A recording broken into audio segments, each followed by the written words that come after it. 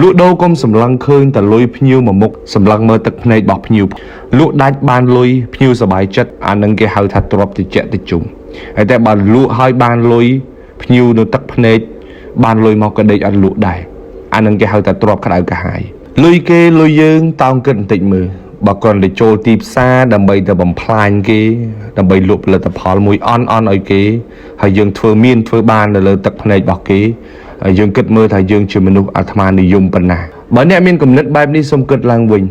បើអ្នកគ្មានសមត្ថភាពរកផលិតផលល្អមួយមកជួយគាត់ទេសូមកុំចង់បានលុយគាត់អីសូមកុំយកផលិតផលអន់ទៅបញ្ចុះបញ្ចូលឲ្យគាត់ទិញដើម្បីចង់បានលុយពីពួកឈប់ទៅអាណិតប្រជាជនយើងលក់ដូរស៊ូប្រាប់ភ្ញៀវថាគ្មានក៏មិនលក់ផលិតផលខូចគុណភាពឲ្យភ្ញៀវដែររកស៊ីស្មោះត្រង់វាចំណេញតក់តិចតែវារឹងមាំរស់បានយូរទៅណាក៏មានញាតិស្គាល់ទៅណាក៏មានគេទាំងអស់លើក្រោយខ្ញុំមកទិញទៀតហើយព្រោះល្អមែនអាវសកូនខ្ញុំបាទចឹងថាមិនបាច់បោកផងគាត់តែ5ផឹកទៅថ្ងៃឡើងយកអាម៉ូទ័រខ្ញុំបាញ់លាងម៉ូតូហ្នឹងអាម៉ូទ័រសាច់បាញ់ឆ្វាចមកស្អាតភ្លឹងបាទតែអស់តែទិញទៀតឡើយ